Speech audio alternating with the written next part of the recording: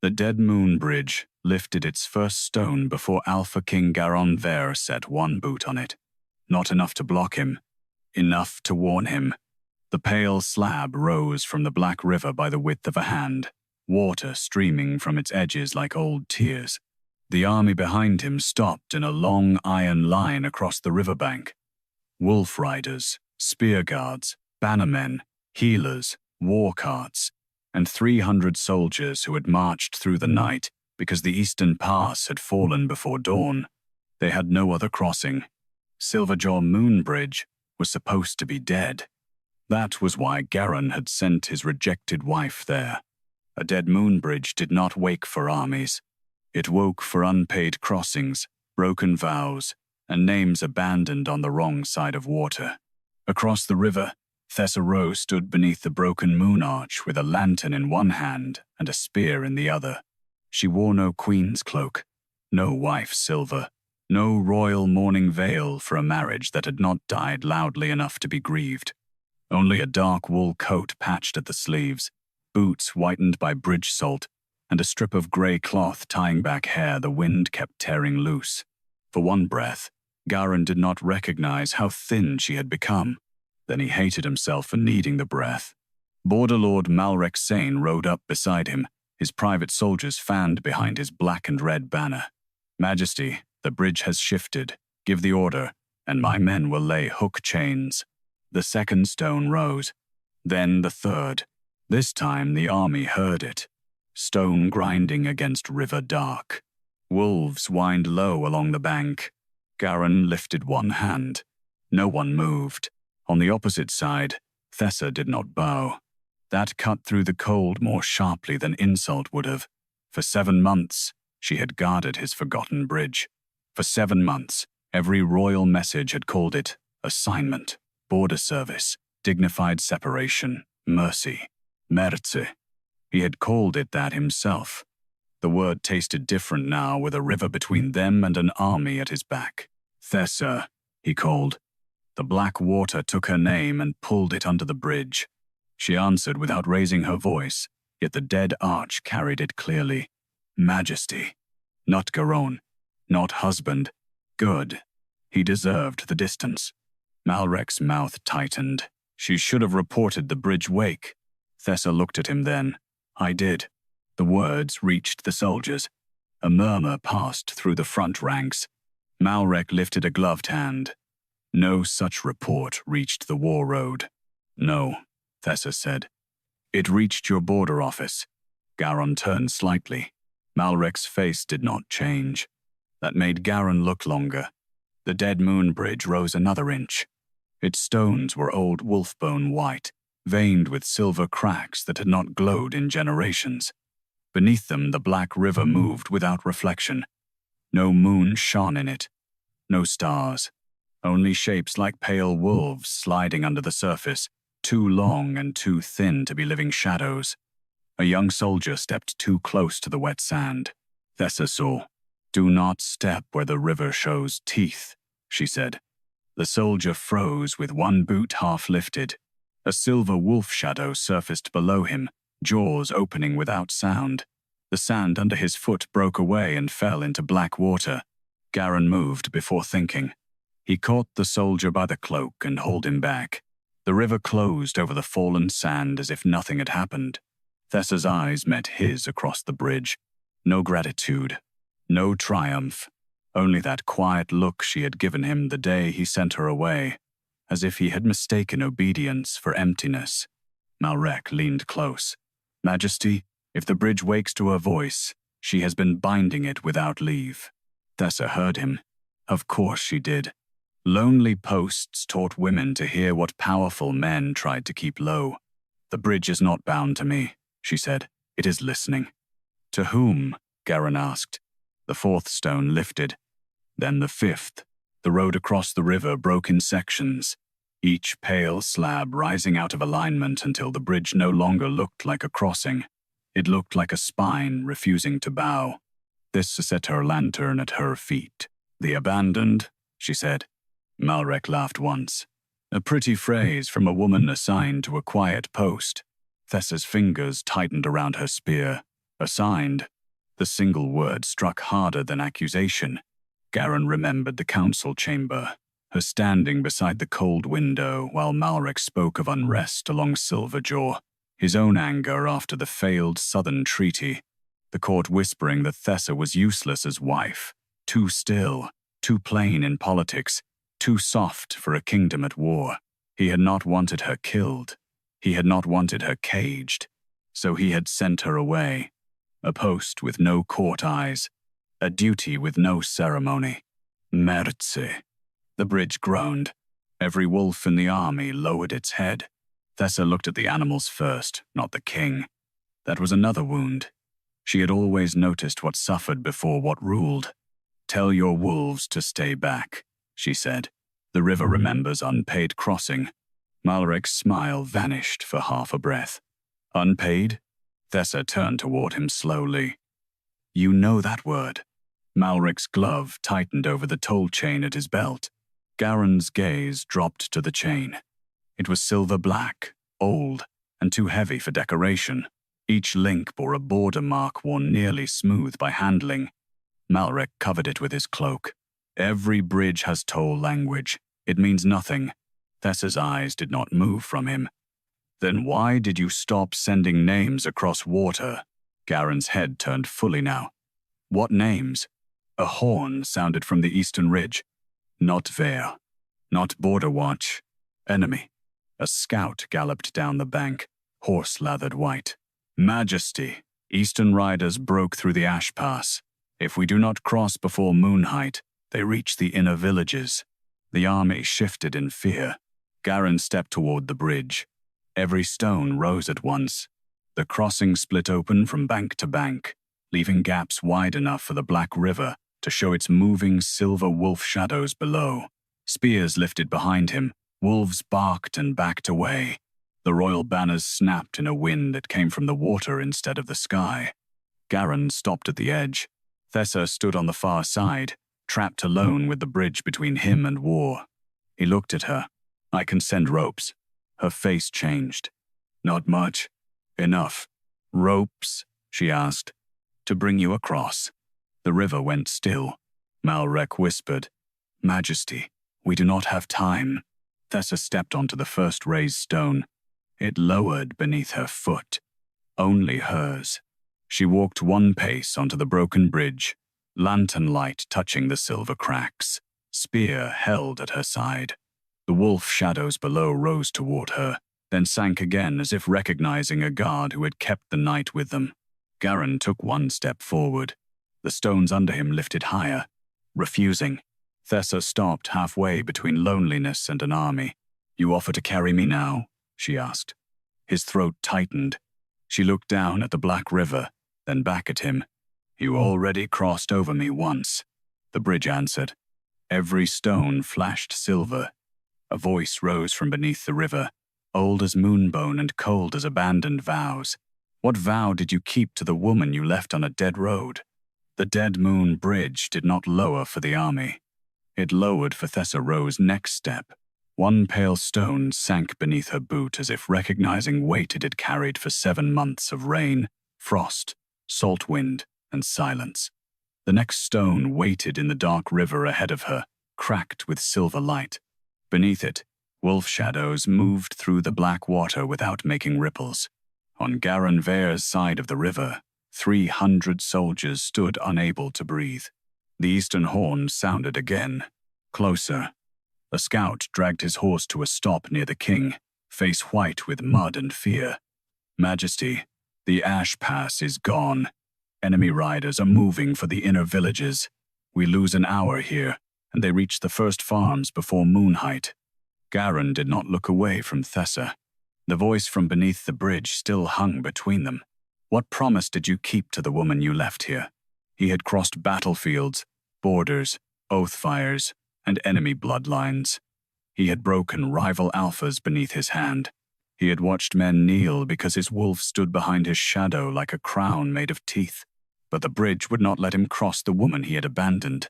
Malric Sign rode forward, impatience sharpened into command.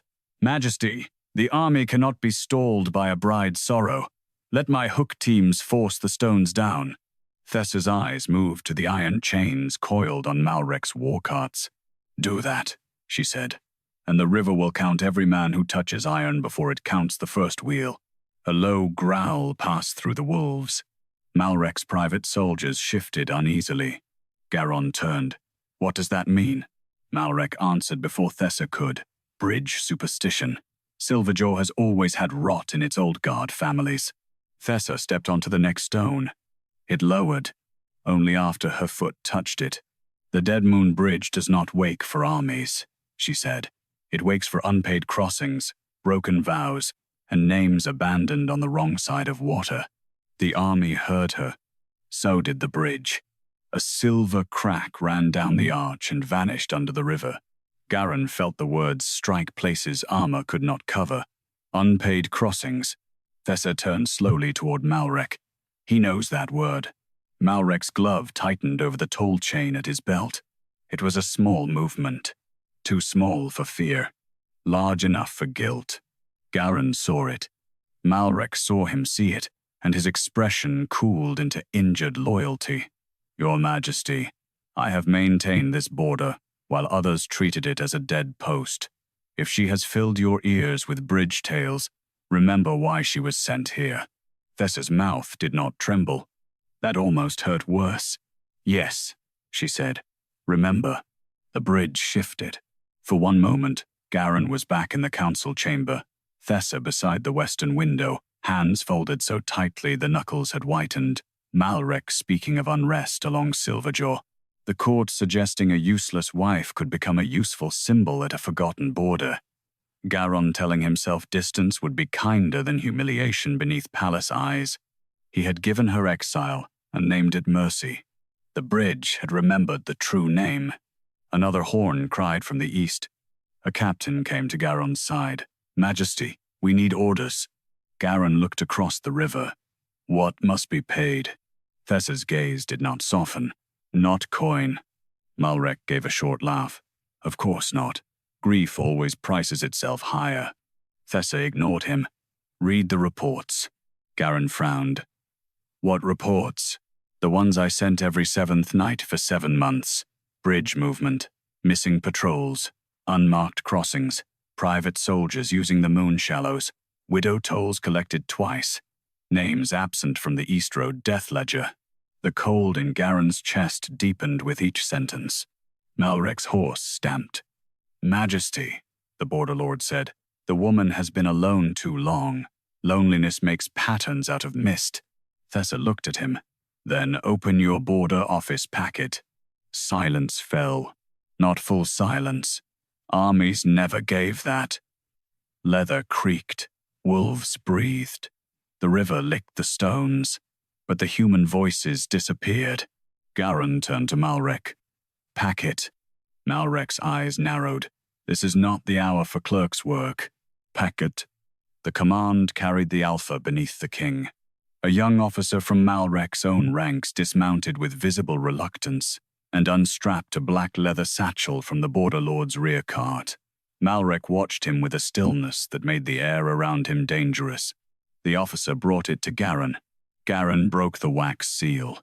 Inside were folded reports, water-stained and salt-curled.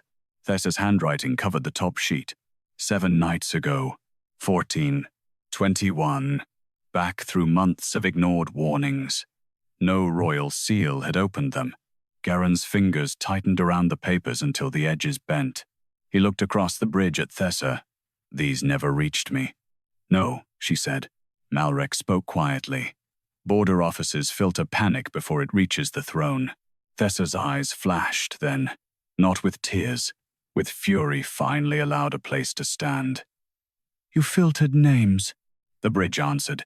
3 stones rose behind her, cutting off the path she had already crossed. She stood between both banks now, neither Garron's side nor her own. The black river below her brightened with silver shapes. Wolf shadows surfaced one by one beneath the stones, their eyes turned upward like witnesses. Garron stepped forward without meaning to. The bridgestone nearest him rose higher. Refusal. Thessa saw him stop. "Do not make the bridge repeat itself," she said. His voice dropped. I did not know. No, she said, you did not ask. The words were not loud. They split him anyway. Malrek seized the moment. Majesty, she is using the bridge to accuse command while enemy riders come for our people. If she cared for the villages, she would open the crossing. Thessa turned back toward Garron. If I open it without payment, the bridge will take payment from the living. A soldier whispered, What payment? The river showed him. Under the nearest gap, a pale wolf shadow rose carrying a broken helmet in its jaws. Then, another surfaced with a guard's cloak, another with a strip of widow-black cloth. Each vanished before fully reaching the air. The army began to understand. Not enough. Enough to fear. Garron looked at the reports in his hand. Tell me what to name. Malrek went rigid. Thessa held the lantern higher. Its light caught the salt on her coat, the exhaustion beneath her eyes, the woman he had left to guard a dead road and call it mercy. Start with the promise, she said. His throat tightened. The bridge waited. The army waited. The eastern horn sounded a third time, closer than before. Garron could have said duty, mercy, protection, necessity. He had used those words to survive himself. The bridge would not. So he opened the oldest wound and spoke what he had avoided for 7 months. I promised before the winter altar that no road of mine would leave you without honor. The river went still. Thessa's face changed only once. A small break at the mouth, then gone. The bridge lowered one stone toward Garron. Only one. Malrek saw it and stepped forward. Majesty, do not let her turn a private marriage into military law. Thessa's voice cut through him. It was never private. You sent me to hold a public border with no public protection. The lowered stone glowed beneath Garron's boot, waiting. But Thessa lifted her hand. Do not step yet. The stone froze. Garron obeyed. That shocked the army more than the bridge. Thessa looked to the Black River. There is more debt under Silverjaw than mine. The wolf shadows below the bridge gathered into a pale current, circling the submerged pillars. Names began to appear on the wet stones, faint and silver, one after another. Guards, widows, ferrymen, moon watchers, roadwives, border girls, packless sentries. Too many names. Far too many. Malrek's face lost color. Garron read the first line, then the second, then the third. His voice roughened. These are not in the war ledger. No, Thessa said. They are in the bridge. The stones beneath her feet split with silver light. Across the arch, the dead moon bridge carved its answer into moon-white stone. The bridge had been fed with the names of soldiers Malrek never counted. The first name rose on the bridge stone like a wound filling with moonlight. Garron Veyr. No title, no rank, only a name, carved by water and silver into the pale slab between Thessa Rowe's boots. The army stared at it as if the stone had opened a grave. A captain near Garron Veyr whispered, Vale was lost at the winter ford. Thessa did not look away from the name. No, he held the ford after Malrek's private riders withdrew before the signal horn. He died buying time for your supply wagons to cross. Malrek's horse sidestepped under him. The border lord's voice came cold. A lonely woman on a bridge should not be trusted over command records. Then trust the bridge, Thessa said. The Black River answered by lifting a silver wolf shadow beneath the stone. The shadow carried a broken spear in its jaws. Its eyes fixed on Garron, not accusing like a man might, but waiting like an oath unpaid. Garron's hand tightened around Thessa's reports. He had held battle maps with less weight. Read the next, Thessa said. Malrek turned sharply. Majesty, the Eastern Riders are coming. Every breath wasted here is a village lost. Every false report is a road lost, Garron said. That silenced the nearest soldiers. Not Malrek. Then let my men cross first, he pressed. My private riders know the shallows. If the bridge refuses your royal line, we will take the river and open the far bank. The wolf shadows beneath the bridge rose as one. The water turned silver black, full of long jaws and pale eyes. Thessa's voice cut cleanly through the growling river. No soldier takes the shallows. Malrek laughed without warmth. There, she commands your army now. No, Garron said, eyes still on the river. She is keeping it alive. Thessa heard the words. She did not soften for them. Good words were not payment. Not yet. The bridge stone ahead of her lowered another inch, inviting her forward, but no stone lowered for Garron. Between them, the broken crossing waited like a question that would not accept rank for an answer. The eastern horn sounded again. Closer.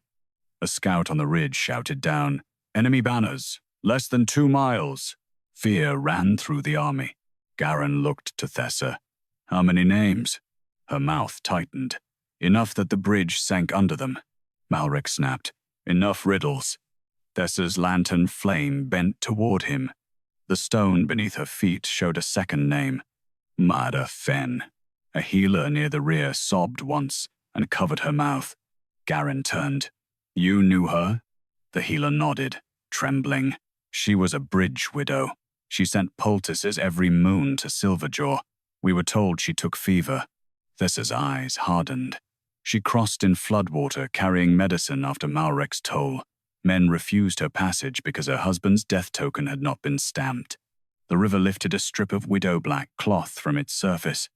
It did not drip. It smoked with cold silver light. Malrek's face remained controlled, but his gloved hand moved again to the toll chain beneath his cloak. Garron saw it this time without needing to be shown. Remove the chain. Malrek still. Majesty? Now. The order carried across the bank. Malrek's private soldiers shifted, hands near sword hilts.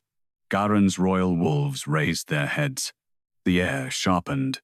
For a moment, the war behind them disappeared beneath the war standing beside them. Malrek slowly unclipped the toll chain from his belt and held it out. It looked older in open moonlight.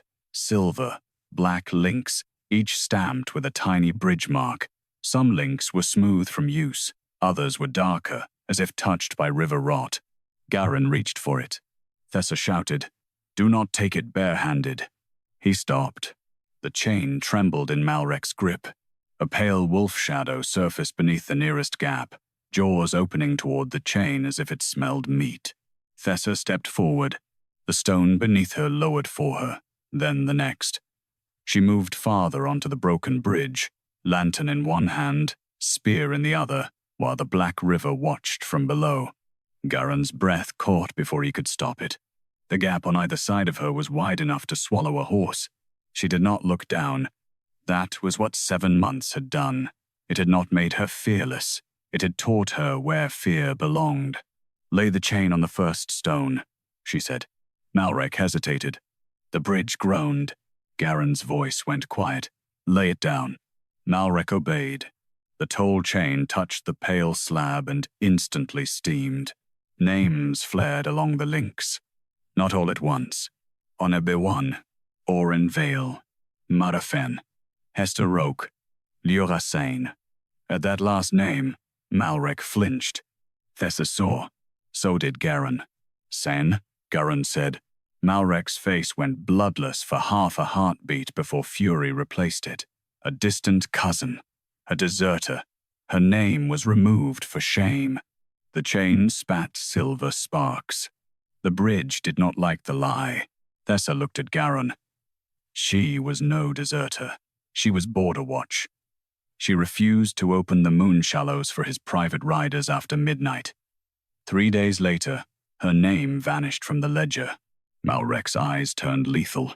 Careful, Thessa. For the first time, Garron moved between Malrek and the bridge.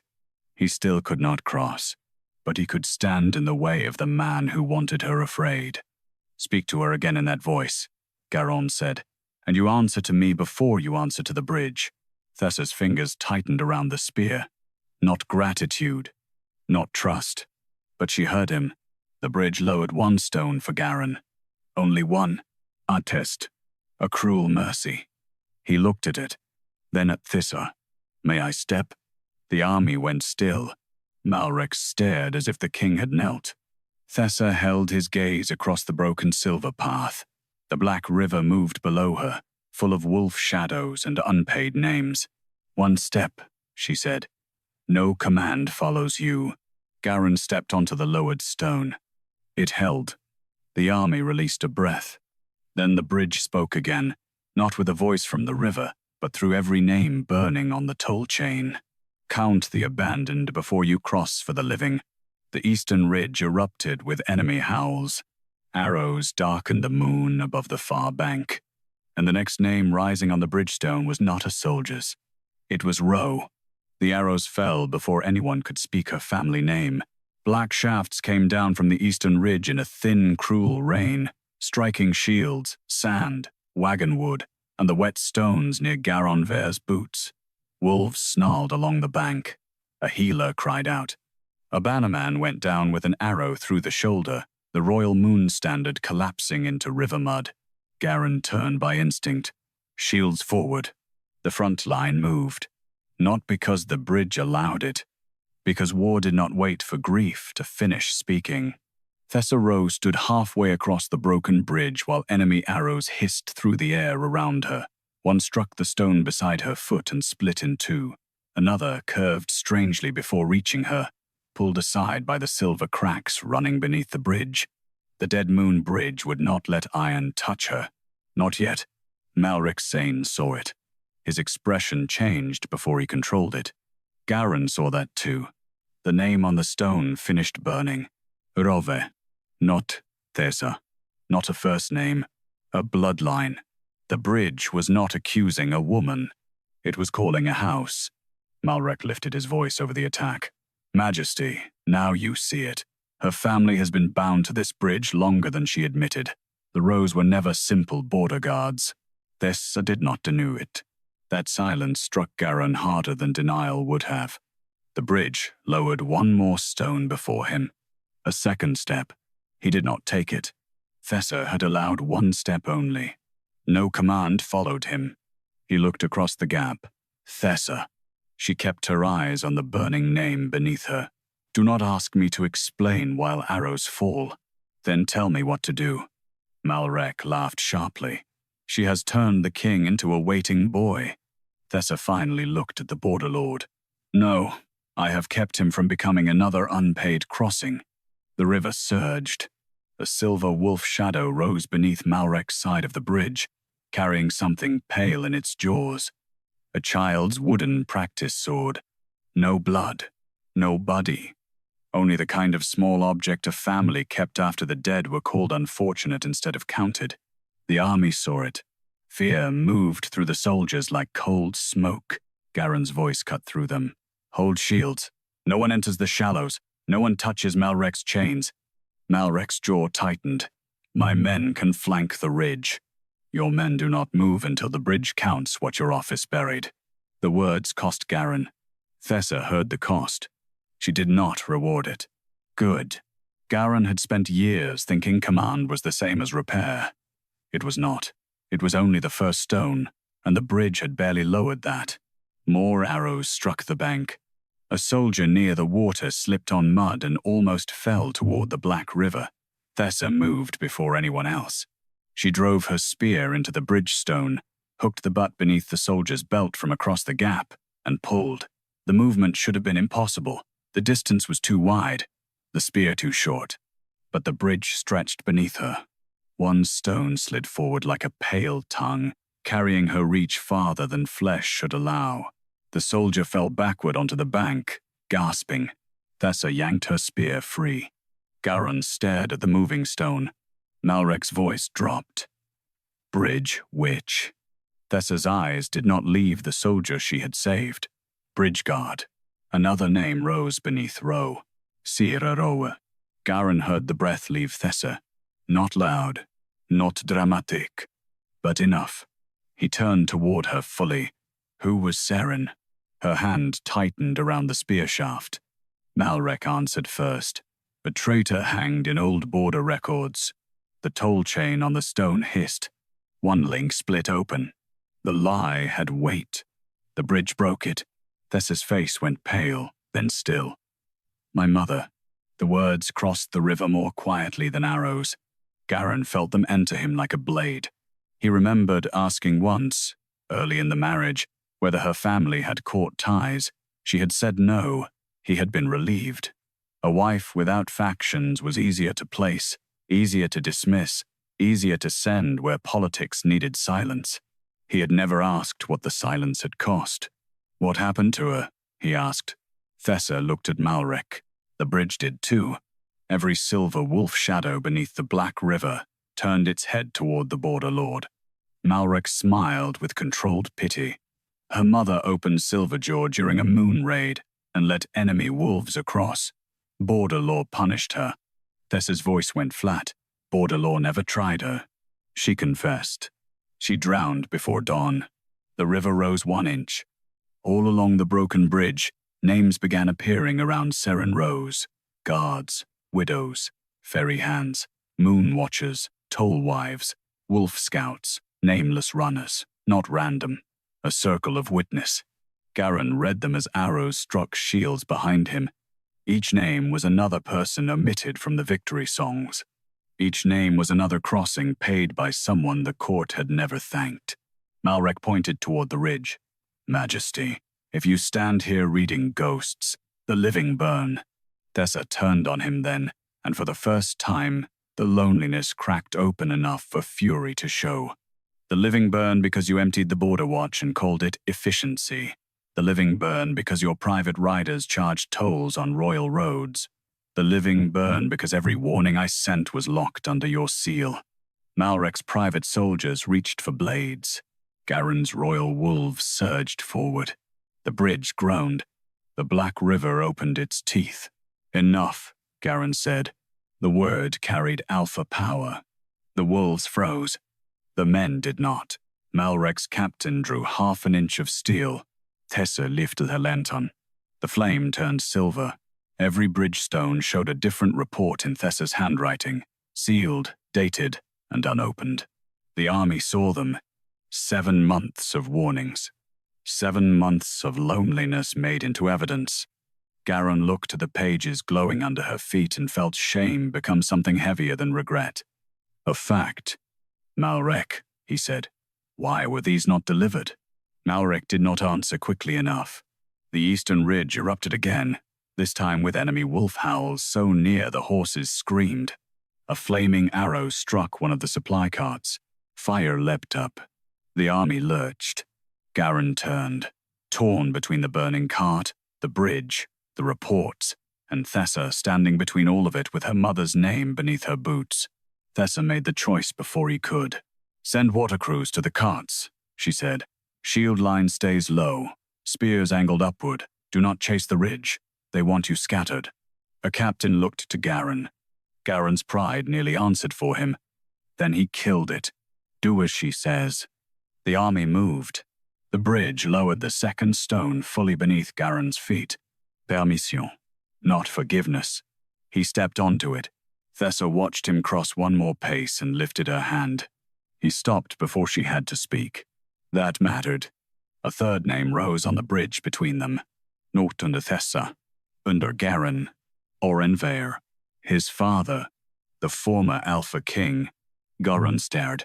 The black river whispered beneath the stone. Thessa's voice came low across the broken bridge. Now the bridge is done, asking what you kept. The silver cracks spread toward his boots. It is asking what your house took. The stone beneath Garron Veyr's boot did not crack. It remembered. Silver light crawled around his heel and formed his father's name in a ring of old frost. Garron Veyr. The letters did not accuse loudly. They did not need to. They sat beneath the Alpha King's weight, like a buried hand gripping his ankle from under the river. Behind him, the supply cart burned. Ahead of him, Thessa Rowe stood with her mother's name glowing beneath her own feet. Between them, the bridge waited. Malrek Sane seized the silence. Majesty, this is why border relics should never be allowed to wake. They drag old reigns into living wars. Thessa turned her head slowly. Old reigns built the road you charged toll on.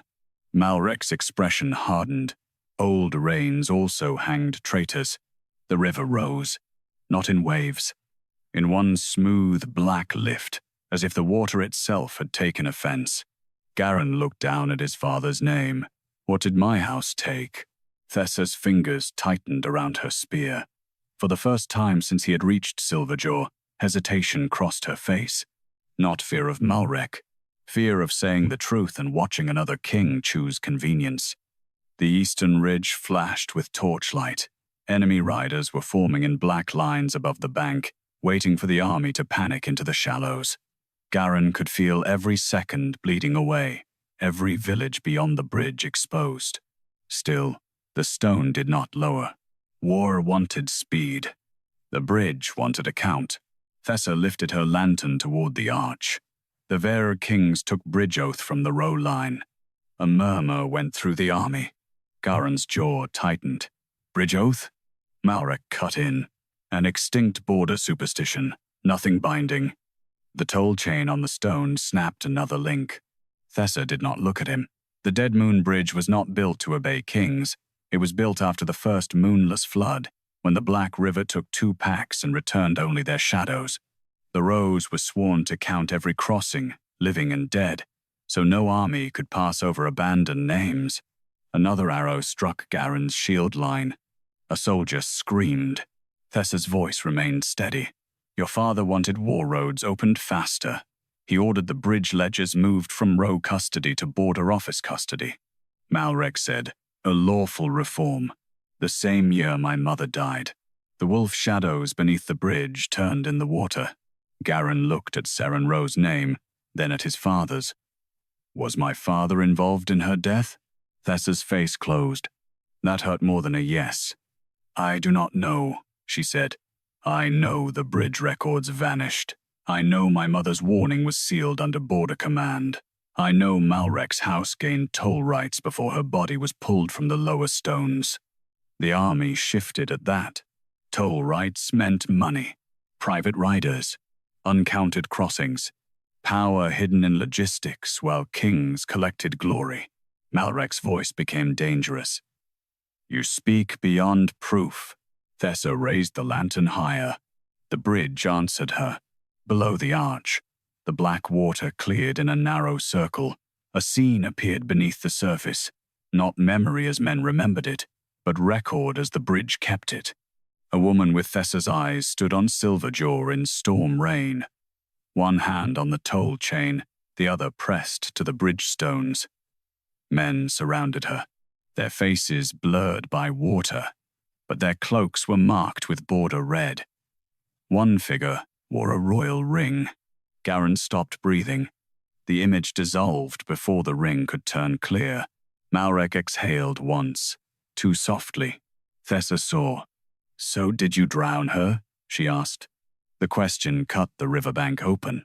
Malrek smiled without warmth. Careful. Grief can make daughters invent murder. No, Thessa said. It makes daughters count. The bridge lowered another stone between her and Garron. Not for him. For the truth. Garron stepped forward only when Thessa did not stop him. The third stone held his weight, though the silver beneath it burned through his boot, soul like cold fire. The pain made his wolf stir. A dark shape rose behind him, huge and black-shouldered, its amber eyes fixed not on the enemy ridge but on the water beneath the bridge. Garron's royal wolf shadow bared its teeth and then, strangely, lowered its head. To the river, to the names. The army went still. Thessa saw the bow. Her expression changed before she could hide it. Malrek saw it too and struck at once. Majesty, if your wolf bows to the bridge, the army will think you ruled by your rejected wife. Garron did not look back. Let them think I am ruled by the truth before we drown in a lie. The bridge pulsed. One stone lowered for the army. Only one. At the bank. A promise, not a crossing. Thessa looked at it. It will open by account, not by command. How? Garron asked. Name the abandoned. Restore the count. Pay the crossing debt before the living step over the dead. Malrek's laugh was sharp. And while we recite graves, enemy riders burn villages. Thessa looked toward the ridge. They are not attacking fully. Garron followed her gaze. She was right. The riders fired, circled, howled, burned the air with threat, but they had not charged down the slope. They were holding the army at the river. Waiting. For what? Garron asked. Thessa turned to Malric. Malric's face was calm again. Too calm for us to force the bridge, she said. If the army enters the river without payment, Silverjaw counts them as debt. The bridge takes them. The kingdom loses its army before the enemy spends a blade. Garron looked at Malric. You said your men knew the shallows. My men do, Malric replied. Because you crossed them before. Malric's eyes cooled. Many border men have. Thessa stepped closer to the center gap, not without leaving names behind. The toll chain smoked on the stone. Another name appeared along its broken links. Veyr, Garron's younger brother, dead at 12 winters. Lost, the court had said, to river fever during a border inspection. Garron stared at the name until the world narrowed around it. No, he said, but the bridge did not care what kings could bear. The black river lifted a small, silver wolf shadow from beneath the stones. It carried a child's moon clasp in its mouth. Garron knew that clasp. He had placed it in Calder's funeral box with his own hands. The box had been empty. Thessa whispered, Garron. His name in her mouth nearly broke him. Malric moved first. He snatched the smoking toll chain from the stone with his gloved hand and swung it toward the river. Enough ghosts. Thessa shouted, Do not. Malric threw the chain into the black water. The river swallowed it. For one heartbeat, nothing moved. Then every stone of the Dead Moon Bridge rose at once, lifting Thessa higher above the river and cutting Garron off from both banks. The silver wolf shadows below opened their jaws. And from beneath the bridge, Veyr's name began to bleed black. Black spread through Veyr's name like ink poured into a wound. It ran from letter to letter beneath the raised stones, turning the silver glow sickly and dark. The black river below the bridge answered with a low sound, not a howl, not a current, but something between mourning and hunger. Garron Veyr stood stranded on a single lowered stone, cut off from his army behind him and Thessa Rowe ahead of him. Thessa had been lifted higher than the rest of the bridge. The stone beneath her feet rose like an altar above the black water, silver cracks burning around her boots. Wind tore at her coat. Her lantern swung hard in one hand, but the flame did not go out. It burned pale as bone, bending toward the bleeding name below. Malric Sane backed away from the riverbank, his gloved hand smoking where the toll chain had burned through the leather. Majesty, he said, voice tight but controlled. The relic is corrupted. It is using royal grief to hold your army hostage. Garron did not answer. He was looking at his brother's name, 12 winters old. A child with quick hands, bright laughter, and a habit of stealing Garron's practice knives because he wanted to fight like the elder brother he adored. The court had said river fever took him during a border inspection. Garron had stood beside an empty funeral box and believed the body had been burned for plague safety. He had believed because believing had been easier than asking. The bridge had remembered what he had not. Thessa lowered herself to one knee on the raised stone. Do not touch the black, she called. Garron's voice came rough. What is it? Uncounted death turns wrong under river law. Malric seized on it.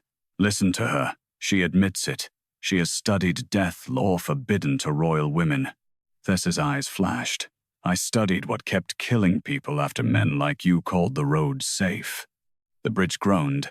Enemy riders howled from the ridge, but still did not charge. They were watching, waiting for the crossing to become a grave. Garron forced his gaze from Calder's name to Malric. You knew my brother was under this bridge. Malric's face hardened. I was a boy when Calder died. You inherited the toll chain. I inherited a border full of rot. Thessa leaned toward the bleeding letters, holding her lantern low. The flame touched the black spread and recoiled, showing shapes inside it. Not a body, not a clean memory, but fragments. A small hand gripping moon-white stone. A child's boot slipping on wet bridge salt. A royal cloak held too high to belong to him, men shouting not in grief, but urgency. Open it. Make the bridge answer royal blood. Then the image broke. Thessa went still. Garron felt the change in her before she spoke. He was not taken by fever. His wolf shadow rose behind him, massive and black amber eyes fixed on the river. It gave one soundless growl, low enough to make every royal wolf along the bank flatten its ears. Malrek's private soldiers shifted again. This time Garron did not miss it. They were not frightened of the enemy. They were frightened of what the bridge might count next. "Speak," Garron said. Thessa looked across the broken stones. "Not unless you ask as brother, not king." The army froze. Malrek whispered, "This is humiliation." Garron did not look at him. He looked at the woman he had left on a dead road, the woman standing above his brother's blackening name with a lantern in her hand and grief she had never been allowed to use as weapon. His voice changed. Lower. Human. "Thessa, tell me what happened to Calder." The bridge quieted. The black bleeding slowed. Thessa pressed her spear point lightly to the stone beside Calder's name. "I do not know all of it, but the bridge does. It says Calder was brought here during a closed moon, when no child should have been near Silverjaw. Someone tried to make the Dead Moon Bridge open for royal blood after the Rowe ledger line was taken." Garron's breath left him. Why? To prove the bridge would obey Veyr command without Rowe witness. The words crossed the river and entered the army like winter. A king's brother. Used as proof. Lost as cost. Buried as fever. Malrek snapped. Speculation. Bridge visions are not court evidence. Thessa looked at him. "Then why did you throw the chain before it finished counting?" The smoking glove at Malrek's side curled into a fist. Garron saw it. So did half the army. The bridge lowered one stone toward Thessa. Not toward Garron. Toward the black name. She understood. Her face tightened. "No," Garron said immediately. Thessa looked at him. The old command nearly came from him by instinct. "Step back. Leave it. Do not risk yourself for the dead." But the bridge would not open for command, and Thessa had spent 7 months at a post where every order had meant loneliness. Garron swallowed the command until it cut him. "What does it require?" he asked. Thessa's expression shifted, almost imperceptibly. The bridge heard the difference. The stone beneath Garron stopped burning quite so cold. Thessa touched the bridge salt crusted along her sleeve. "A blackened name must be counted by someone the river recognizes." No. This time he could not keep the word back. The bridge rose under him in warning. Thessa's gaze hardened. "Do not make that word a cage." Garron went still. She did not wait for permission. She scraped bridge salt from her sleeve into her palm, mixed it with lantern soot and one line of blood from a cut already open across her thumb, then pressed the paste around Calder's name without touching the black center. The silver wolf shadow carrying the child's moon clasp rose beneath her stone. It stared at her. Thessa bowed her head once. Calder Veyr. Uncounted child of royal blood. Unpaid crossing.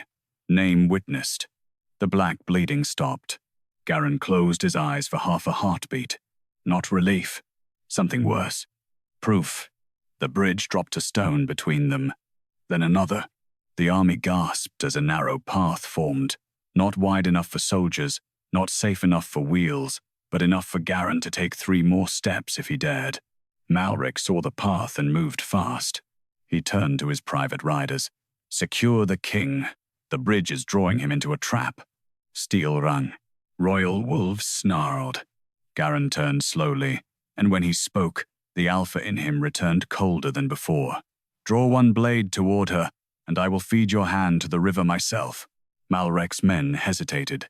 The enemy ridge erupted in howls. This time the riders charged. Hundreds of dark shapes poured down the slope toward the riverbank. The royal army wheeled shields toward the attack, but the bridge path remained too narrow, the river too hungry, the truth unfinished. Thessa stood above Calder's witness name, lantern burning in the storm. The bridge carved new words across the stone between her and Garron. The child did not fall. He was sent first. The enemy riders hit the lower bank like a black wave. Shields cracked under the first charge. Horses screamed. Wolves leapt through smoke and arrow rain. The royal line bent but did not break, pressed between the burning supply cart behind them and the black river waiting ahead with silver wolf shadows turning beneath its surface. Garron Veyr stood on the narrow bridge path with his brother's witness name behind him. The child did not fall. He was sent first. The words burned across the stone in cold silver, and for one heartbeat the battle became distant, as if the world had stepped back to let one old crime breathe. Then a spear struck Garron's shield from the bank. He turned and tore it free. "Left flank, hold the carts," he shouted. "Archers low, do not step into the shallows." His captains obeyed, but fear moved faster than command. One wounded soldier stumbled backward toward the river, blood on his sleeve, eyes blind with pain. The black water opened under him. Thessa Rowe moved first. She drove her spear point into the stone, hooked the soldier's belt, and yanked him away from the edge. The bridge stretched beneath her again, just enough for the rescue, then snapped back into broken sections. The soldier fell hard onto safe mud. He stared at Thessa across the gap as if he had been dragged out of death by the woman half the army had been told was useless. Malric Sain saw the look. His face sharpened. "Do you all see?" he shouted over the clash. "The bridge moves for her while the king's army bleeds. She could open it. She chooses not to." The accusation worked. A few soldiers looked toward Thessa with panic in their eyes. That was how fast gratitude could rot when fear touched it. Thessa's grip tightened around the spear. "If I open it unpaid, the river takes payment in bodies." Malric pointed to the burning cart. "Bodies are already falling." Garron turned on him. "Because your border reports were buried. Because we are under attack. By riders who waited until you told me to force the bridge." The words landed like a blade slid between armor plates. Malric did not flinch. He was too practiced for that. "Majesty, I urge survival. She urges confession." The bridge answered before Garron could. A new image opened beneath the black river, directly below Calder's name. A child stood on the old Silverjaw stones in a cloak too large for him. Calder, 12 winters. His moon clasped at his throat. Around him stood men in rain-dark cloaks. One held a toll chain. Another carried a royal command tablet wrapped in oilskin. At the far end of the bridge, a woman with Thessa's eyes fought against 2 guards. Thessa Rowe. Thessa stopped breathing. Garron watched his brother look back toward the woman. The child was afraid. Someone pushed him forward. The river swallowed the image before the hand could be seen. Garron's wolf shadow rose behind him with a sound that made horses rear along the bank. Malric shouted, "Illusion!" The bridge stones split with silver. Not from anger, from record. Thessa's voice came low. "Seren was there?" Garron looked at her, but she was not looking at him. Her eyes were fixed on her mother's shadow beneath the river. "She tried to stop it," Thessa said. The old grief in her voice did something no accusation had done. It stripped Garron of defense. His brother had been sent first. Her mother had died trying to stop the sending, and he had sent the daughter back to the same bridge. The enemy riders crashed again into the shield line.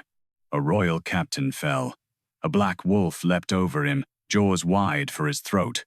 Garron moved by instinct, but the broken bridge held him too far from the bank. Thessa lifted her lantern. "Down," she called. The captain dropped flat without knowing why. A silver wolf shadow surged out of the river beneath the black wolf and struck its shadow first. The living beast shrieked, lost its footing, and tumbled away from the fallen captain. The army saw. The river did not fight for Malric. It did not fight for Garron. It answered the guard who knew where to place the light. Malric's voice turned cold. "That is forbidden bridgecraft." Thessa looked at him. "No, that is why you wanted the rose gone." Malric's private riders began moving then, not toward the enemy, but toward the hook chain carts. Garron saw it too late. "Stop them." The order rang out, but Malric's men were already throwing iron hooks toward the raised bridge stones. Chains flew across the gaps, clattering over pale slabs, biting into old grooves. The bridge screamed. Not like stone, like wolves under water. Thessa staggered. Garron stepped forward. The stone beneath him rose in warning. He stopped, every muscle locked. Thessa. She looked back at him once. Not for rescue, for witness. Then she slammed her lantern down against the stone at her feet. The glass broke. Silver flames spilled over the bridge salt and raced along the hooks. The first chain snapped, then the second, but the third held. Malrek's riders pulled together, trying to drag the stones flat by force. The bridge buckled. A gap opened under 3 royal soldiers near the bank. Thessa threw herself forward, spear extended, lantern fire burning around her hands. "Names!" Garron understood before anyone else did. He turned to the soldiers at the edge. "Say your names." The first soldier was too terrified to speak. Garron roared, "Your name." Darren Holt. The gap slowed. Perrin Ash. Another stone steadied. Liza Moore. The bridge caught beneath their boots. Thessa pulled the silver fire through their names and sealed the gap long enough for the guards to drag them back. She saved them because they were counted, not because they were worthy, because the bridge took only what men abandoned unnamed. The third hook chain finally snapped. Malrek's private riders fell backward. One slipped into the shallows. The black river opened. Thessa flung the spear toward him. He caught it with both hands, eyes wild. For 1 second, he looked no older than any other frightened soldier. Thessa pulled. The bridge helped. The man landed hard on the mud, alive. Malrek stared at her in disbelief. "You saved him," Garron said. Thessa's breath shook. He had a name. The bridge lowered another stone between them. Garron stepped only after she nodded. This time the stone did not burn him. It shook, as if it wanted something more. The river below Calder's name cleared again. Thessa Rowe's image appeared, kneeling in storm rain, one hand pressed over the bridge ledger, the other reaching toward the child forced ahead of her. Her mouth formed words the water had kept for years. Thessa went pale. Garron read the words from the shape of the dead woman's mouth before the bridge carved them into stone. No child crosses as payment. The entire bridge flashed. Every wolf shadow in the black river bowed its head. Then a new line burned beneath Thessa Rowe's name. She refused the first crossing. Thessa lowered her head as if the words had touched a wound older than memory. Garron looked at Malrek. The Border Lord's calm was cracking now. Not broken, cracking. The bridge was not finished. Another sentence carved itself into the stone between king and wife, each letter bright enough to cut through smoke, arrows, and battle cries. The Rowe line did not fail the bridge. It was removed. Thessa Rowe's name kept burning after the battle noise swallowed every other sound. It glowed beneath Thessa's boots, silver and steady, while arrows hissed over the broken bridge and struck the shields along the bank. The words carved beside it did not fade. The Rowe line did not fail the bridge. It was removed. For the first time since Silverjaw had woken, the army did not look at Thessa as a discarded wife guarding a dead post. They looked at her as the last living piece of a law someone had buried. Malrek Sane saw that change and struck before it could settle. "Majesty," he shouted, "if you restore a dead borderline in the middle of battle, you hand your army to a woman whose blood has answered ghosts before it answered you." Garron Veyr stood on the narrow path of lowered stones, smoke behind him, black river below him, Thessa ahead of him with bridge fire on her hands. His wolf shadow rose at his back, vast and dark, but even it did not step where the bridge had not permitted. Thessa did not ask Garron to defend her. She bent, picked up her broken lantern frame, and used its silver flame to mark the stone beside her mother's name. "Do not restore what you do not understand," she said. Garron looked at her. That command would have angered him once. Now it steadied him. What must be understood? Malrek's mouth thinned. "Majesty, she delays." "No," Garron said. "She guards." The bridge lowered one more stone. Not for the army, For the answer, Thessa drew a short line through the bridge salt. The Rowe line did not own the bridge. It witnessed it. Every crossing had to be named. Every death had to be counted. Every guard left behind had to remain in the ledger, or the river treated the next passage as theft. She looked toward the black water. Silver wolf shadows circled beneath the stones, carrying fragments of old service, broken spearheads, widow cloth, border bells, torn cloak pins, a child's moon clasp. Kings brought armies, she said. Border women counted who did not return. Without both, the bridge was never lawful. The words moved through the soldiers with terrible clarity. Men who had laughed at toll marks and bridge salt now looked down at their own boots, as if wondering what road would remember them if no officer did. Garron turned to his captains. "Bring the war ledger." Malrek snapped. "There is no time." A flaming arrow struck the mud near Garron's first lowered stone. He did not move. "Bring it." A captain ran to the command cart and returned with the heavy black-bound ledger, its iron corners dented from campaign use. He opened it across his shield. Rain, ash, and sparks fell onto the pages. Garron looked to Thessa. "What name first?" She answered without hesitation. "Garron Veyr." The captain searched. His brow furrowed. "Not listed, Majesty." A soldier near the rear whispered. "But he held Winter Ford." Thessa said, "Write him." The captain looked at Garron. Garron's jaw tightened. "Write him." The quill scratched. The bridge pulsed. One stone lowered at the army's side, wide enough for 2 soldiers to stand on. A murmur went through the ranks. Thessa named the next. Mara Fen. The healer who had known the widow sobbed once. The captain searched, then shook his head. "Not listed." "Write her," Garron said. The quill moved again. Another stone lowered. Malrek's private soldiers began backing away from the bank. Thessa saw. So did the bridge. Names appeared beneath their boots, faint and flickering, as if the stones were deciding whether those men were soldiers or debts waiting to run. Malrek lifted his burned glove. "My men answer to border command, not bridge superstition." Thessa looked at him. "Then name their crossings." His face hardened. Garron turned slowly. "Do it." Malrek's eyes flashed. "In battle?" "In truth." The enemy riders crashed again against the shield wall. Royal wolves met them with snarls, but the line could not hold forever. Every moment mattered, and yet the bridge made clear that a faster lie would kill more than delay. Malrek reached into his cloak and drew out a narrow red ledger. Not the royal black. Private border red. Thessa's breath changed. "That is the toll book." Malrek smiled coldly. "Administrative record." The bridgestones groaned. Garron held out his hand. "Give it to me." Malrek did not. Instead, he threw the red ledger toward the burning supply cart. Thessa moved. The bridge moved with her.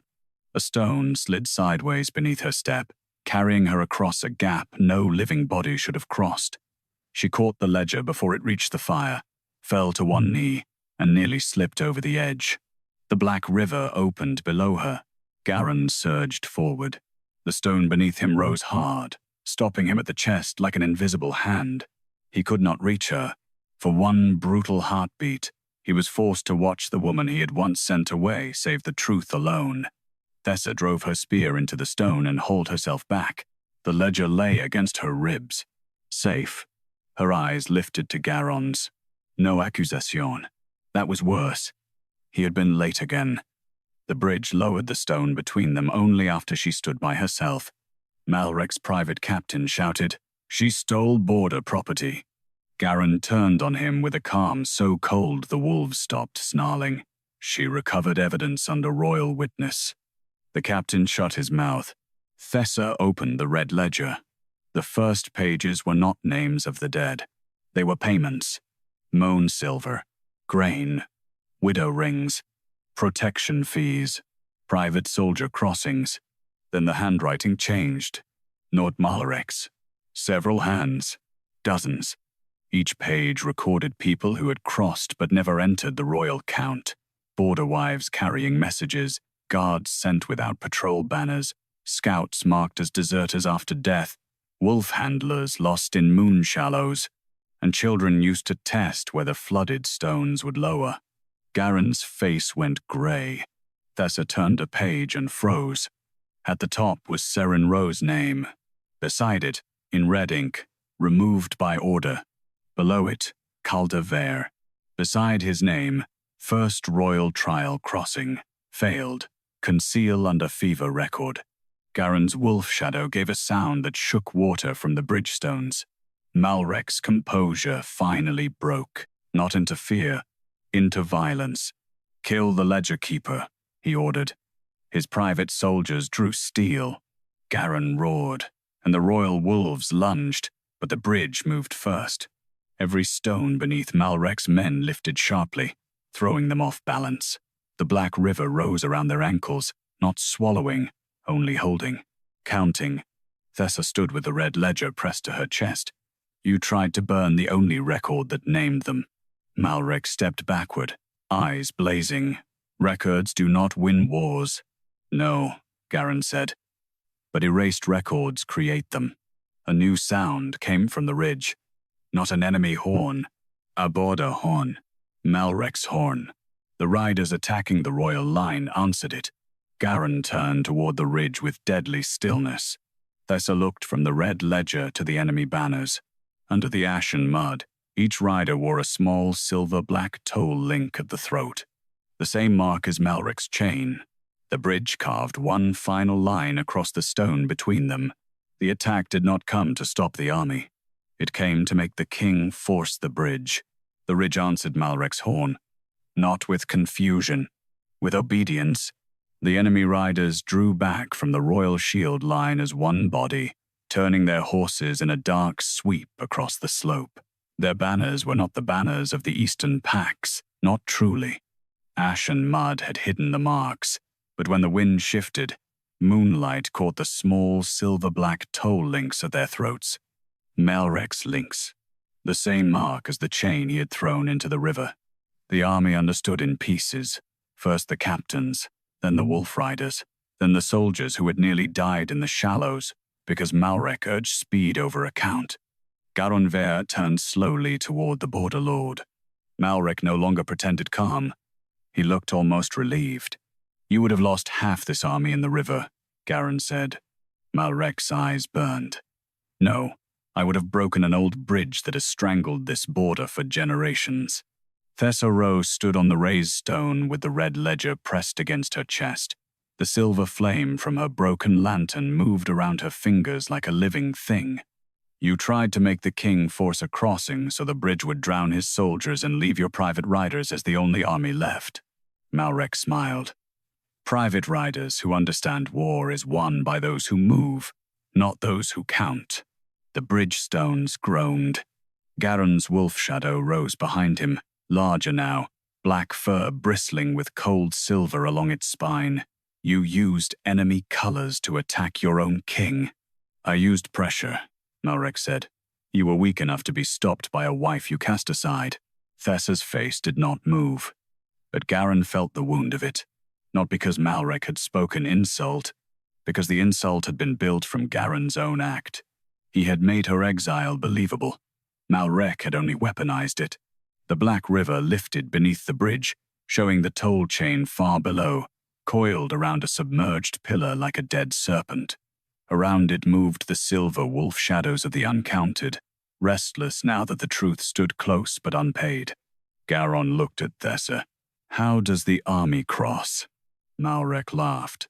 "Yes, ask her. Let all your men hear their Alpha King beg the wife he threw away."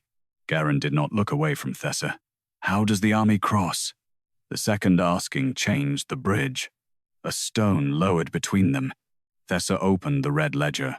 Her fingers were steady, but the flame shook around them. "Not as an army first." The captains looked up. "Then what?" Garron asked. "As names," she said. The river quieted. Thessa turned to the soldiers along the bank. "Each captain names his living men. Each company names its dead from the last 7 months. Every widow toll recorded in Malric's ledger is struck from debt. Every border guard removed from the royal count returns to the war ledger before one wheel crosses. A captain near the burning cart stared at the enemy riders regrouping on the ridge. "That will take too long." "Then start speaking faster," Thessa said. A harsh, startled breath passed through the soldiers. Not laughter. Life returning. Garron turned toward his army. "Captains, count." They moved at once. Voices rose along the riverbank, rough and urgent. Darren Holt, Perrin Ash, Lusamor, Varek Dun, Selatarm. Living names first. The bridge listened. Each name marked in the black war ledger dropped one stone into place. The sound was not grinding now, it was answering. Malric's private riders charged down the ridge. Royal archers fired. Wolves leapt into the slope line, meeting horse and blade in a clash of shadow and teeth, but the crossing was still incomplete. The army could not move as one. Not yet. Thessa turned pages in the red ledger, calling the names Malric had buried. Oren Veyr. The captain wrote. A stone lowered. Marafen. The healer wept while the quill marked her. Another stone lowered. Heston Roke. Leora Sane. Calder Fair. At Calder's name, Garron's hand tightened around his sword. He spoke it himself. Calder Veyr, my brother, uncounted child of royal blood, sent first and buried under fever lie. The bridge flashed from bank to bank. The black stain in Calder's name turned silver.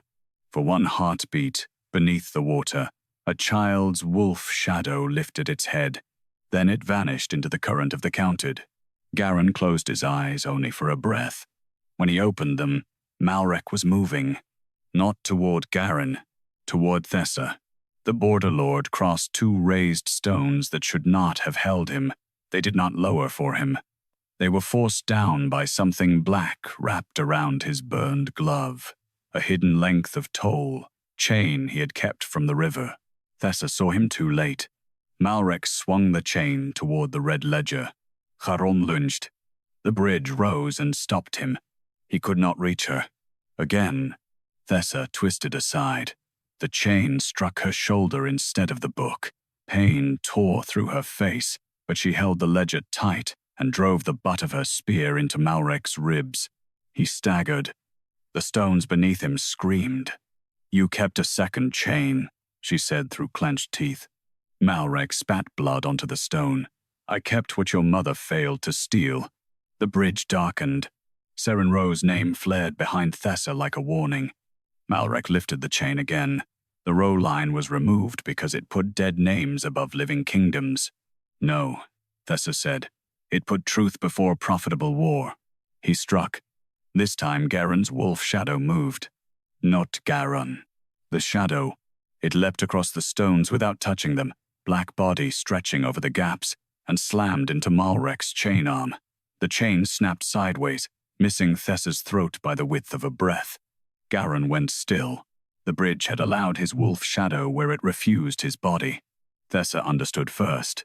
It crossed as witness. The wolf shadow landed between her and Malric, teeth bared, but it did not kill without command. It looked to Thessa, not to Garron. The entire army saw it. Malric saw it and laughed in disbelief. "Even his wolf waits on you." Thessa's eyes were bright with pain and bridge fire. "No, it waits on the law you tried to drown." Malric lunged again. Thessa opened the red ledger to the page marked Thessa Rowe and pressed her bleeding thumb beside her mother's name. Thessa Rowe, bridge witness removed by false command, name restored. The bridge shook. Every stone under Malric's feet lifted. He fell to one knee.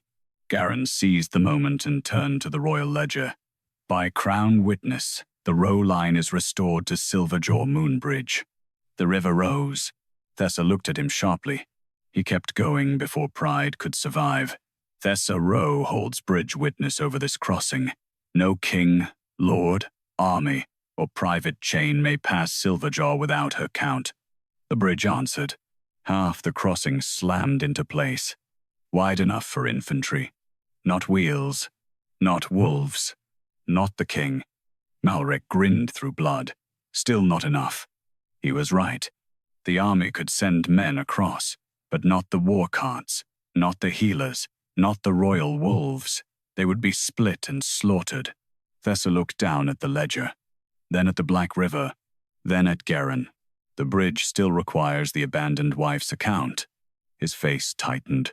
What account? The one you owe. Malrec's smile sharpened. Careful, Majesty. Some debts cannot be paid in front of an army. The toll chain around Malrec's wrist began to glow black. Below the bridge, the river opened into a dark circle around the submerged pillar. Thessa's stone cracked beneath her feet. The Dead Moon Bridge carved one final demand between them. Name the exile Mercy hid, or Silverjaw takes the King's Road. The demand burned between them while battle shook the riverbank. Name the exile Mercy hid, or Silverjaw takes the King's Road. For one breath, no one moved. Even the enemy riders seemed to pause beneath the ridge smoke, as if the bridge had dragged the war itself to a halt and forced every blade, hoof, wolf, and crown to listen. Thessa Rowe stood on the cracked stone with Malrec Sane on one knee before her, the red ledger clutched against her ribs, her shoulder darkening where his chain had struck. Garron Veyr stood several stones away, close enough to see her pain and far enough to be denied by the river if he lied. That was the mercy Silverjaw offered him. A chance to be true where he had once been kind only to himself. Malrec lifted his head, blood at his mouth, and triumph in his eyes. Say it carefully, Majesty. Armies remember weakness. Wives remember insult. Bridges remember everything. Garron looked at the words on the stone. Name the exile Mercy hid. He could have answered like a king. He could have shaped the truth into something survivable. Separation, assignment, border duty, political protection, dignified distance. Every word waited for him like a polished shield. Thessa watched him. She did not beg for the truth. That made it heavier. Garron turned toward his army, his captains, the royal wolves, the wounded men pressed behind shields, and the border soldiers who had been taught to treat forgotten posts as punishment. Then he looked back at the woman he had left to hold a dead road alone. I sent Thessa Rowe to Silverjaw because I did not want to face the wife I had failed. The bridge went silent, not satisfied. Listening. Garron's throat tightened, but he did not stop. I called it duty because duty sounded honorable. I called it mercy because mercy made me innocent. It was exile. A shudder passed through the stones. Thessa's face changed. Not forgiveness. Impact. He kept speaking before cowardice could return. I sent her where no court would have to see her pain, where no one would ask why the Alpha King's wife had become a border guard, where loneliness could be filed as service. The first half of the crossing lowered. Infantry wide. The soldiers stared. Malric's smile faltered. Garron stepped no farther, not until the bridge allowed it, not until Thessa did. I abandoned my wife on a dead road, he said, and the dead road kept better faith with her than I did. The Black River pulled back from the stones. Silver wolf shadows rose beneath the surface and bowed their heads, one by one, not to Garron, but to the account finally spoken. The stone beneath Thessa steadied. Her shoulder still bled. Her hand still held the ledger. Her eyes still did not soften. Good. Truth was not a doorway he could step through and find everything waiting. Malrec saw the bridge lowering and struck for the last weapon left to him. He drove his burned hand into the crack beneath him and shouted, "Private crossing right under border command." The hidden chain around his wrist flared black. The river surged. Stones lifted violently beneath the army's side, throwing soldiers to their knees. The newly lowered path buckled, and the first line of infantry stumbled back as black water opened between them and the far bank. Thessa dropped the red ledger to the stone and slammed her bleeding thumb onto Seren Rowe's restored name. Bridge witness contests. Malrec laughed through pain. Witness without crown is a widow's whisper. Garron drew his sword. The bridge rose in warning. He stopped. Not his sword. He knew it now. He turned to the black war ledger in his captain's hands. Write it. The captain stared. Majesty? Right by royal decree, no border keeper, bridge witness, road widow, guard wife, moon watcher, ferryman, scout, or abandoned post holder may be removed by private lord order. No royal wife, widow, or unwanted woman may be buried in duty without public law, public count, and her own consent. The quill shook, then moved. The bridge pulsed. Malrek's chain dimmed. Garron did not look away from Thessa. Right also, Thessa Rowe is restored as Silverjaw bridge witness, keeper of the dead moon count, lawful holder of crossing account, and no army of mine crosses this river without her count. The captain wrote. The bridge lowered another section, wide enough for wolves. The royal wolves surged forward, then stopped before the edge, waiting. Thessa saw them wait. She looked at Garron. He bowed his head once. Your count. The words traveled through the army. Not command.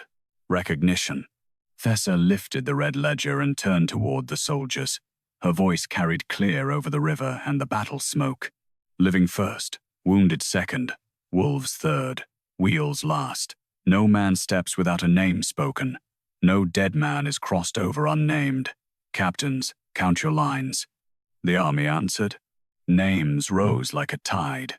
Darenholt, Perrin Ash, Lisamor, Varekton, Oren Vale, Mara Fen, Heston Roke, Liorasain, Seren Rowe, Kelaveo. Each name written in the royal ledger struck the bridge like a hammer of moonlight. Stones dropped into place. The black river retreated. The silver wolf shadows moved under the crossing, not as hunger now, but as guardians pacing beneath the road. Malrek screamed and pulled at his chain. It would not answer. His private riders on the ridge charged one last time, desperate to break the line before the bridge fully opened. But now the army moved as names, not as a faceless mass. Infantry crossed in ordered files. Wolves followed. Archers reached the far bank and turned. Shields locked. Garron's captains took the ridge from two sides, while the bridge held beneath them, each stone bright with counted passage. Malrek tried to rise. Thessa stepped before him. He looked up at her with hatred stripped clean. You think a ledger makes you powerful? No, she said. It makes you unable to hide. She opened the red ledger to the final page. There, beneath payments, tolls, false fever records, and names burned out of royal count, was Malrek's own mark beside the planned attack. Force royal crossing. Break bridge authority. Transfer emergency command to border private army. Garron read it from where he stood. So did the captain nearest him. So did the soldiers who had nearly died obeying Malrek's urgency. The border lord's face hardened into something almost calm again. I did what kings are too sentimental to do. I made roads move. Thessa lowered her spear point to the chain at his wrist. No. You made roads hungry. The Dead Moon Bridge opened beneath Malrek. Not wide, only enough for his knees to sink into silver-black water. He shouted once and grabbed the stone. The wolf shadows did not tear him apart. They circled him, pale eyes fixed on the chain, on the ledger, on the names his house had removed, counting. Garron stepped toward Thessa only after the stone before him lowered. Will the river take him? He asked. Thessa looked down at Malrek, held in the bridge's cold grip. No. Malrek laughed weakly. Mercy? Thessa's eyes were hard. Account. The bridge sealed around his legs, locking him in place at the edge of the crossing, alive, named, unable to flee until every false death under his office was read into the royal ledger. It was not drowning. It was judgment with breath left in the body. Garron turned to the captains. When the ridge is secured, Malrek Sane stands trial under bridge law and crown law. Then he looked at Thessa. Only at Thessa. The army was crossing now. The villages might still be reached. The road was saved. But no victory cry rose between them. Some debts were not paid by survival. Thessa's hands shook at last. She hit it badly. Garron saw. He did not reach for her. That was the first kindness that did not steal anything. May I cross? He asked. The bridge waited for her answer. Thessa looked at the stones between them. Once, he had sent her across a dead road so he would not have to look at the woman he had failed. Now every soldier, wolf, and witness waited for her word before the Alpha King could take the final steps. She lowered her spear. "One stone," she said. He stepped. The bridge held. He stopped where she had told him to stop. Her mouth tightened, almost a smile, almost pain. "You are learning. Too late." "Yes." The answer cut him. He accepted it. Behind them, the army drove Malrek's false riders from the ridge.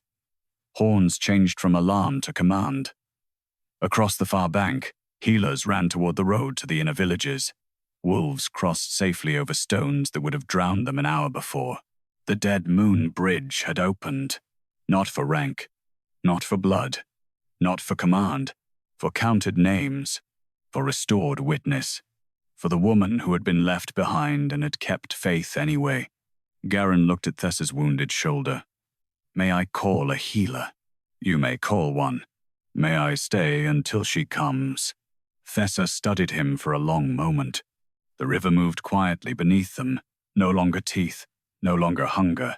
The silver wolf shadows carried the counted dead downstream like stars underwater. "You may stand there," she said. He did. Not beside her. Not yet. There, where she placed him, dawn touched the broken moon arch as the last war cart crossed. The bridge stones shone pale and whole beneath the army's passage, but the cracks remained silver, remembered rather than erased. Thessa closed the red ledger. Garron watched the motion, as if a kingdom had ended and begun inside it. "What happens now?" he asked. She looked toward the far bank, where soldiers spoke the names of the wounded before carrying them onward. "Now, every post is counted. And you?" Thessa lifted her eyes to the road beyond Silverjaw, the road where she had spent 7 months alone because a king had called exile mercy. "I remain bridge witness." His throat moved. "Has my wife?" The question hung between them with all the danger of a blade and all the fragility of a hand not yet offered. Thessa looked at him, tired, wounded, unbowed. "As Thessa Rowe," she said, "if your vows ever learn to cross honestly, they may find me here." Garron bowed his head. Not as defeat. As oath. The bridge accepted that silence better than any promise. Below them, the black river turned silver with dawn, and every wolf shadow beneath Silverjaw Moonbridge lowered its head as the kingdom's army crossed over the names it would never again be allowed to abandon.